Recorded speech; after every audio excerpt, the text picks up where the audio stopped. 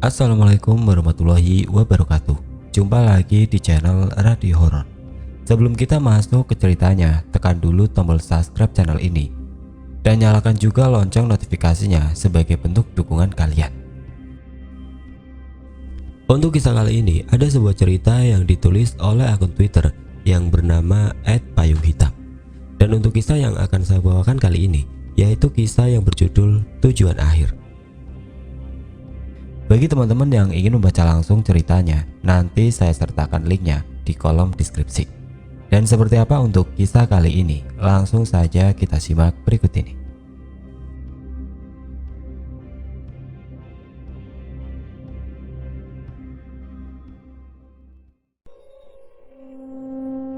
Cerita ini dari sepupuku sendiri.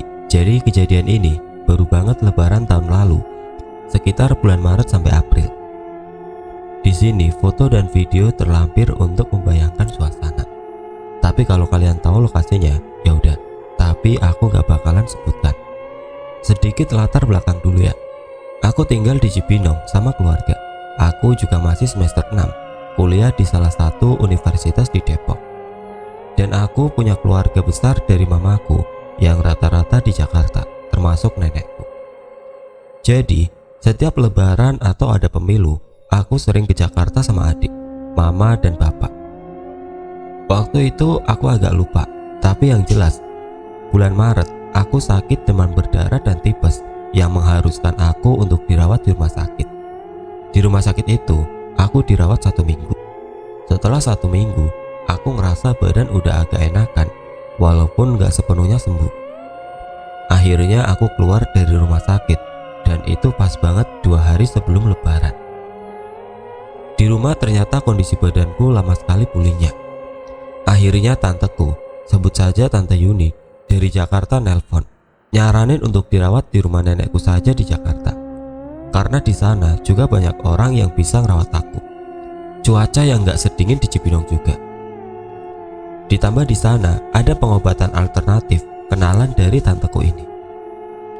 Karena aku ngerasa badan yang gak sanggup perjalanan jauh ke Jakarta, akhirnya aku nunda-nunda terus pergi ke sana. Ujung-ujungnya aku ke Jakarta itu setelah lebaran selesai, pas badan udah sanggup. Dulu belum seribet sekarang kalau naik kereta harus tes COVID, vaksin segala macam. Walaupun dulu virus udah masuk ke Indonesia. Disinilah awal mula hal-hal aneh terjadi. Aku nggak bisa pastiin mereka ini maunya apa. Tapi kayaknya tubuh dan mental aku yang lagi lemah banget. Jadi mereka ngikutin aku selama di Jakarta. Awalnya aku maksain logis mikirnya. Tapi di akhir cerita, kayaknya ini udah ada yang gak beres.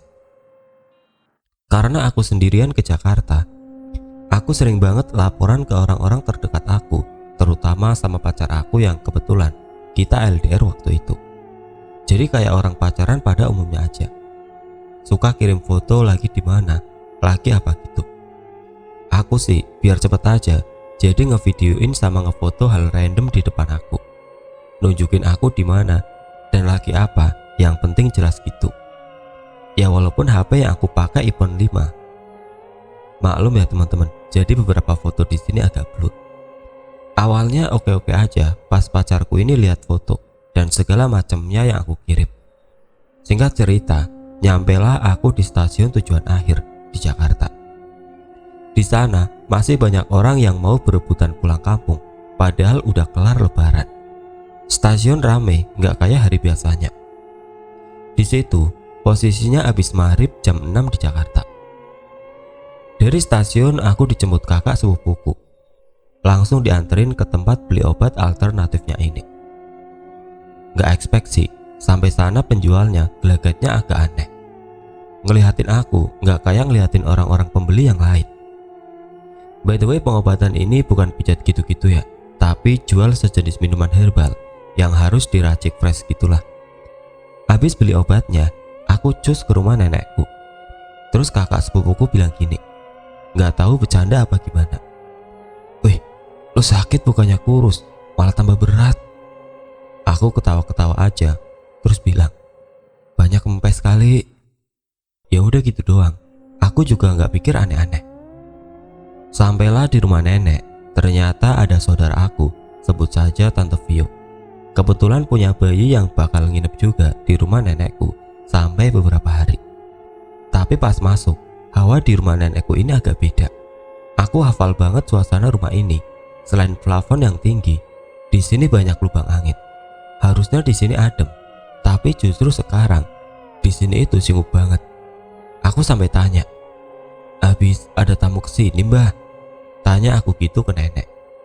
Katanya, "Ya itu Tante Vio, dia juga kemarin datangnya, belum ada yang datang lagi hari ini," kata nenek aku. Aku diam aja sih, mungkin akunya kecapean, dan langsung aja masuk ke kamar nenekku yang udah disiapin. Aku tidur sama nenekku ya. Sebelum istirahat, aku mandi. Di situ udah jam setengah 9 malam kira-kira. Jadi kamar mandi yang aku pakai ini kamar mandi nenekku. Lokasinya di dalam kamar dia. Jadi mbahku saat itu di luar kamar. Kamar itu kosong pokoknya. Di dalam kamar mandi, aku dengar ada orang lagi ngobrol yang seru banget. Sampai ketawa-ketawa berisik gitu. Awalnya aku seneng. Ternyata ada keluarga yang datang lagi pra-lebaran. Aku keluar pakai handuk doang. Pura-puranya ambil baju. Pas aku lihat, ternyata sepi. Gak ada siapa-siapa di dalam kamar. Hening. Aku penasaran. Akhirnya keluar kamar ngintip dari pintu kamar. Ruang tengah dan ruang tamu pun kosong. Kayaknya bener lagi pada di teras atau di kamar masing-masing. Aku lanjut mandi cepet-cepet karena hawanya juga udah gak enak. Karena udah capek banget, aku tidur dan kebangun jam 3-an.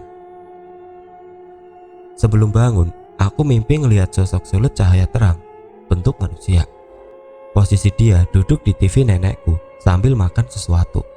Waktu aku deketin, sosok itu ngulurin tangannya yang di sana dia nawarin buah salak sama jeruk. Sebenarnya aku pengen ambil, tapi terlalu lama mikir. Ditarik lagi tangan sosok itu dan gak lama dia pergi. Akhirnya aku bangun. Gak ngerasa pengen pipis, lapar, atau ketakutan. Akhirnya aku ke dapur buat ambil minum. Di dapur aku minum sambil agak bengong-bengong liatin meja makan. Di situ aku lihat satu tampak kecil, isinya buah jeruk busuk dan salak yang udah berlendir. Awalnya lihat bingung, kenapa masih disimpan buah ini. Tapi akhirnya aku merinding bukan main. Pas lihat di sebelahnya ada buah pisang yang masih sehat gak busuk. Ya, aku langsung mikir buah jeruk dan salak itu betul-betul dipegang atau dimakan sosok siluet yang ada di mimpiku. Logikanya aja sih aku. Satu tampah sama pisang, tapi pisangnya gak apa-apa. Pengen bergerak, tapi rasanya untuk nelen air yang aku minum pun susah. Keringat dingin langsung menjalar di tubuhku. Sampai akhirnya tenagaku kuat, aku laris jadi-jadinya ke kamar. Oh ya, aku tidur sama nenekku. Mungkin waktu aku loncat ke atas kasur, nenekku agak kebangun. Sampai paginya, nenekku tanya, "Kenapa semalam kamu?" Aku cuma pura-pura bingung aja, biar gak bahas kejadian semalam. Aku jadi takut ke dapur, tapi akhirnya siang itu, aku memberanikan diri ke dapur, karena dorongan lapar. Aku lihat seluruh meja makan, jeruk dan salak semalam gak ada di tampak kecil itu. "Tante, jeruk sama salak semalam mana?" Tanya aku ke Tante Vio yang lagi siapin susu untuk anaknya. Sebelum Tante Vio jawab, harapanku Tante Vio ngejawab, "Lah, sejak kapan ada salak sama jeruk di sini? Atau seenggaknya ya udah habis dimakan." Aku berharap kejadian semalam cuma halusinasi saja. Tapi dibuang tadi sama nenek, kan busuk, jawab Tante Vio santai. Makin fix pikiran jelekku kalau yang semalam itu betulan terjadi dan kayaknya bukan mimpi biasa. Dari situ badanku mulai gak enak lagi. Mungkin karena shock yang bertubi-tubi. Dan semalam aku mandi pakai air dingin. Belum selesai panik, aku cek HP yang maksudnya mau berkabar dengan pacarku. Di sana aku lihat dia beberapa kali chat. Di chatnya dia bilang di foto yang aku kirim ada keanehan, terutama pada foto gerbong belakang kereta pulang kampung, alias kereta sebelah yang aku tumpangi. Di sini pacarku kirim gambar. Aku langsung merinding lagi dan beberapa kali zoom foto itu buat ngeyakinin diri sendiri kalau itu bukan sosok pocong. Aku nggak tahu sih ini beneran pocong apa enggak, tapi di saat itu aku percaya, mungkin karena lagi ngerasa panik. Aku cuma bisa nelan ludah berkali-kali tanpa mau cerita ke siapapun.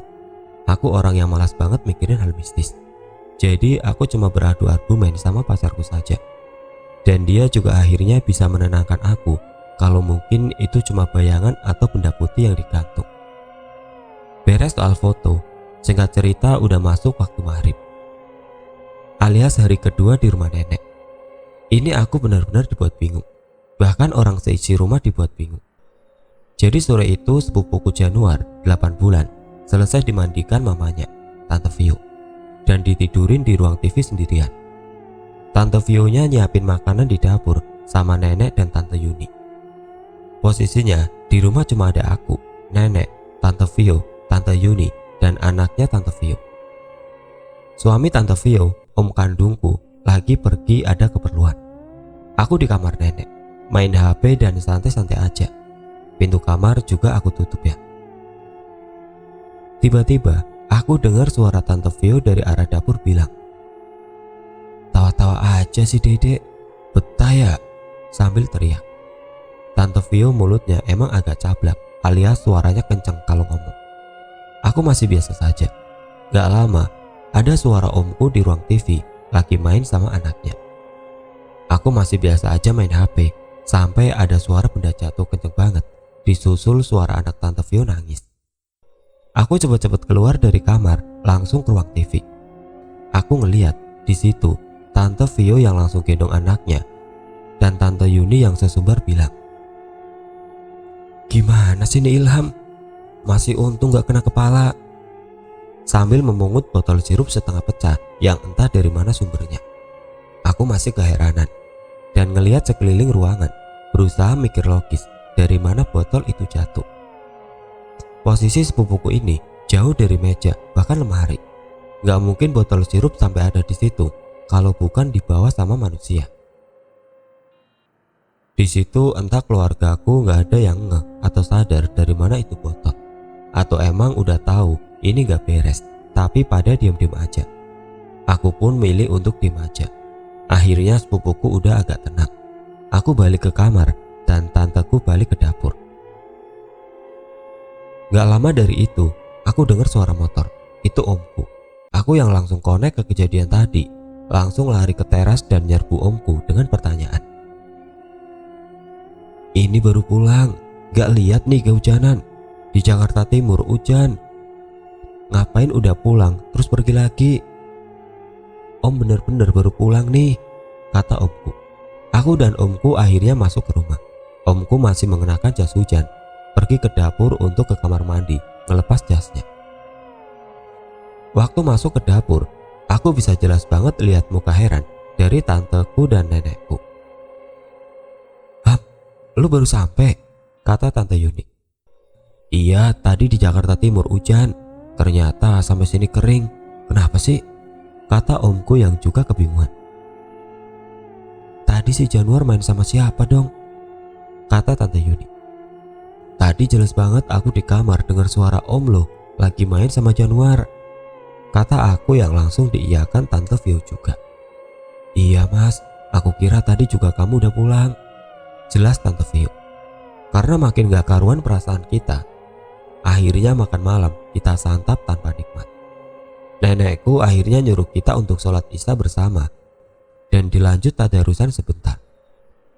Malam itu kita lupain kejadian yang barusan dan berusaha biasa saja, biar besok pagi kami evaluasi.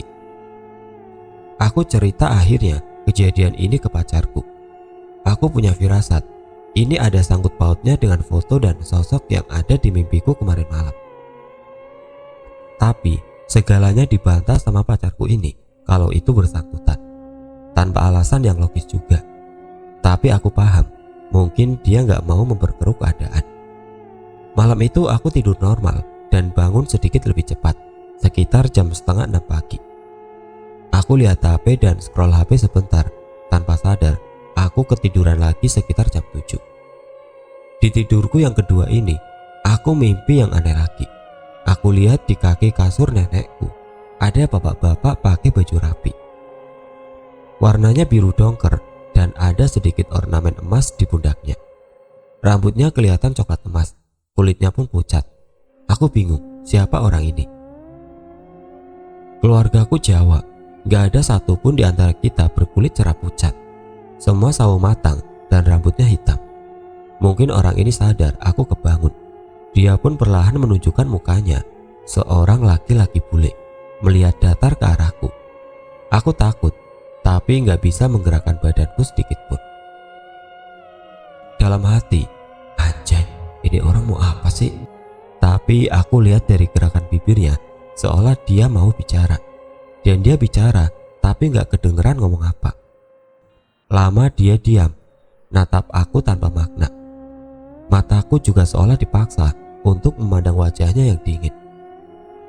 Gak lama dia keluarin sebuah senjata dari kantong jas biru dongkernya. Dia nunjukin sebuah keris. Ya, keris. Aku juga bingung, kenapa bule ini punya keris. Terus dia nunjuk ke arah satu lemari yang entah maksudnya apa. Setelah itu dia senyum, berdiri, dan pamit berjalan keluar kamar. Waktu badanku bisa digerakkan, aku bangun. Kagetnya, ini udah setengah 11 siang. Terasa waktu mimpi tadi cepet banget, tapi ternyata aku tidur lagi 4 jam. Aku cepet-cepet bangun dan bantu-bantu nenekku beraktivitas. Ya, aku juga gak enak, udah nginep tapi kerjanya cuma tidur.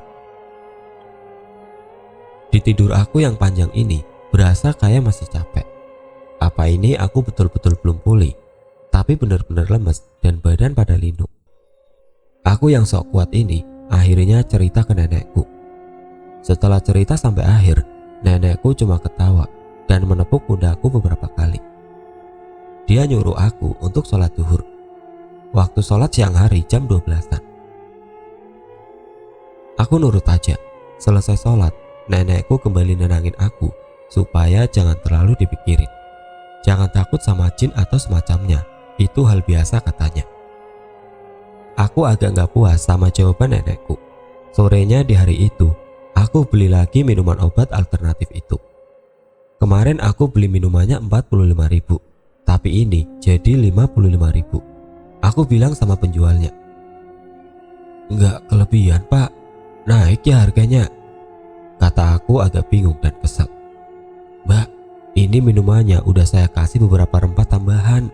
Nanti setelah minum, ibadah ya, zikir dan ngaji. Kalau bisa, nanti minta ditemani sama orang-orang sekitar. Jangan pernah sendirian ya," kata penjualnya sambil terus meminta maaf. Aku jadi agak gak enak. Sebetulnya, kenapa harus ditambah rempah dan gak boleh sendirian? Aku tanya lagi dengan penjualnya kenapa. Kata penjual minuman ini, "Mbak fisiknya lemah, gitu juga batinnya. Jadi mungkin Mbak habis pergi jauh, ada yang ikut.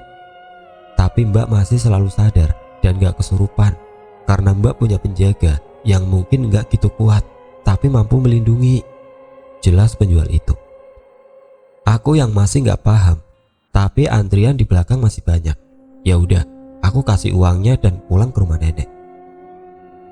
Sampai di rumah, aku minum yang tadi aku beli. Aku sholat dan zikir. Aku ikuti perintah penjual tadi. Aku ngerasa agak enakan mulai sore itu sampai besoknya. Tapi ternyata gangguan gak berhenti sampai di hari terakhir sebelum aku pulang. Aku pulang karena benar-benar udah gak tahan dan kesel banget harus berhadapan sama hal mistis. Baru juga sembuh, harus ada urusan lain lagi. Jadi malam sebelum aku pulang, aku lihat ada banyak sekali kecoa. Kayak hama karena banyak banget. Ngumpul di bawah kolong kursi ruang TV. By the way, kursinya itu kayak kursi makan yang tinggi dan ada busa di dudukannya. Aku yang geli banget, di situ langsung teriak manggil omku untuk basmi kecoanya. Omku pun sempat kesal karena mungkin di antara kami ada yang buang sampah makanan sembarangan. Tapi gak ada satupun yang mengaku. Sudah bersih, beberapa jam kemudian di kolong bangku itu ada lagi kecoa yang mengerubung. Karena kesal, kita sepakat gak ada yang boleh duduk di kursi itu. Supaya kecoa gak balik lagi, udah dipasang kapur baru juga. Sampai tengah malam, aku denger Tante Yuni teriak. Kita semua serempak keluar kamar, ngelihat ke arah ruang TV. Bener aja, Tante Yuli ngelihat di situ, kecoanya balik lagi. Bahkan kapur barusnya seolah nggak mempan ngusir kecoa itu. Kita rame-rame di ruang TV bertanya-tanya sama kejadian beberapa hari ini yang aneh. Sampai omku bilang, "Ini ada bekas dudukan. Pasti ada yang suka buang sampah di kolong kursi," kata omku kesal. "Ya lu lihat sendiri aja, Ham. Tadi kan lu keluar serempak. Gue juga baru lewat mau ke kamar mandi. Gue nggak duduk di sini," kata Tante Yuni. Kita semua diam. Aku cuma mandangin lekukan di busa kursi itu seperti bekas diduduki seseorang. Karena udah capek seharian kami beraktivitas, selesai bersihin kursi itu, kita semua tidur. Pagi harinya, omku bengong di depan kursi itu. Beberapa kali memegang-megang bagian busanya. Aku tanya, "Kenapa om? Rusak?" "Ini busa kalau dipencet balik. Kok ini kenapa lekukan dudukannya masih awet dari semalam?" kata omku dengan polosnya. Aku yang langsung mikir kemana-mana, langsung pingsan saat itu juga. Bangun-bangun udah sore dan di situ aku lihat adik laki-lakiku menjemput. Aku langsung siap-siap mengemas baju dan pulang malam itu juga ke Cibinong dengan adikku. Sebelum pulang, omku nyaranin hal yang sama untuk terus berdoa dan zikir. Jangan sampai bengong dan selalu ditemani kecuali waktu tidur. Omku juga bilang, waktu aku pingsan dan dibopong ke kamar, Tante Vio yang lagi gendong Januar ikut menyaksikan. Januar di situ nangis kejer banget sambil nunjuk-nunjuk ke arah kursi itu. Omku berasumsi ada sesuatu yang duduk di kursi itu, entah apa. Akhirnya karena kesal, omku membuangnya. Entah di mana kursi itu sekarang. Dan omku nelpon adikku satu-satunya ini untuk jemput aku aja. Aku pokoknya harus pulang dijemput, gak boleh sendirian naik kereta. Oh ya, setelah itu beberapa bulan kemudian, nenekku berani cerita soal apa yang terjadi sama aku. Nenekku bilang hal yang sama dengan tukang minuman herbal yang aku beli. Katanya aku diikuti sama sosok penghuni yang ada di stasiun tujuan akhir itu. Stasiun ini ada dari zaman Belanda. Bangunannya masih dilestarikan, bahkan bunkernya pun masih dijaga dan dirawat. Bunker ini pun ternyata panjangnya sampai ke daerah Kota Tua. Jadi pintu masuk bunker ini ya di stasiun ini dan di stasiun yang ada di Kota Tua. Sampai sekarang aku gak tahu apa maksud sosok yang ngasih aku buah salak dan jeruk. Dan aku juga berasumsi kalau sosok bule yang aku lihat dalam mimpi itu adalah yang ikut aku dari stasiun sampai ke rumah nenekku. Aku juga pernah ketemu sama teman kerja dari bapakku yang bilang kalau penjagaku seorang kakek tua yang mirip dengan almarhum kakekku. Ada yang bilang juga penjagaku berbentuk sebuah senjata, yang itu diperkirakan bentuknya seperti keris. Aku nggak tahu juga maksud orang Belanda yang megang keris di dalam mimpiku itu apa. Aku sampai sekarang juga malas buat cari tahu, karena ini pengalaman paling nggak layak buat inget-inget. Ya udah, di cerita kali ini aku ceritain untuk sekedar jadi memori dan pembelajaran supaya kalau lagi sakit, mending didampingi kemanapun kalian pergi. Berdoa dimanapun kalian berada.